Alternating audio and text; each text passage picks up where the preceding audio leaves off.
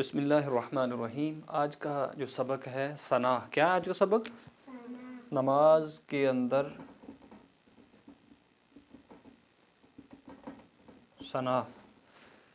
ثنا کو پڑھنا سنت ہے۔ کیا؟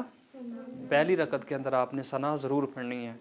تو آج اس کو ثنا سبحانک اللہم، یہ جو کاف ہے اس کے بارے میں تھوڑا آپ کو بتانا چاہوں گا کہ مخارج کو ہمیں کیوں سیکھنا ہے۔ مخارج کو سیکھنا بہت ضروری ہے۔ کس کو؟ مخارج کو سیکھنا بہت ضروری ہے۔ جب آپ کا مخارج ٹھیک ہوگا، آپ کے الفاظ درست ہوں گے، آپ کی نماز کے اندر خشوع و خضوع آئے گا۔ ایسی نماز جو خشوع و خضوع کے ساتھ پڑھی جاتی ہے اس میں کیا ہوتا ہے؟ ثواب ہوتا ہے، زیادہ اللہ کی طرف سے نیکیاں ملتی ہیں۔ کیا؟ نیکیاں ملتی ہیں۔ تو سبحانک اللہ، سبحانک ایسے کہہ لیں، سبحانک اس کا معنی کیا ہے؟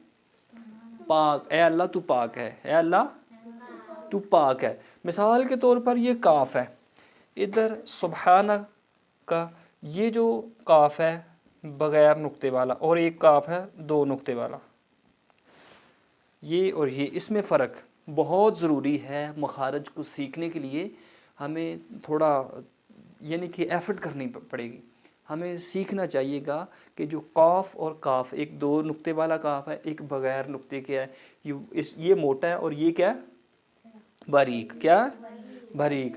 ابھی لفظ عربی کے ہی ہیں، ایک ہے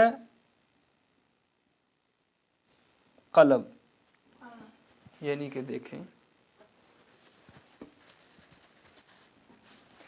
یہ والا کاف سے قلب، اور یہ بھی کیا؟ قلب۔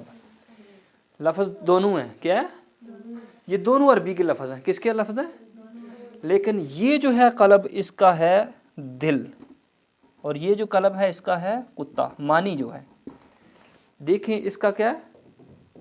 کتا، اور یہ کیا ہے؟ قلب کا معنی دل۔ دونوں عربی کے الفاظ ہیں۔ تو آپ ادھر اگر قاف دو نقطے والا لگائیں گے تو آپ کا معنی چینج ہو جائے گا۔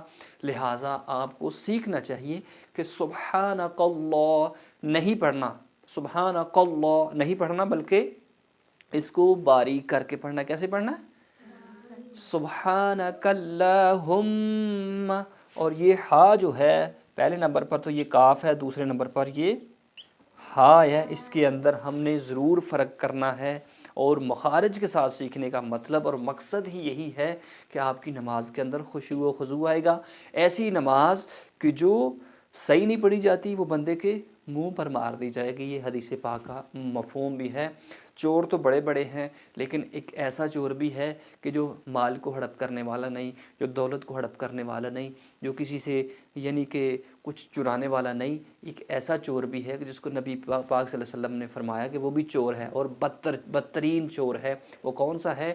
وہ نماز کا چور ہے کہ جو نماز کو صحیح کر کے نہیں پڑھتا ہے۔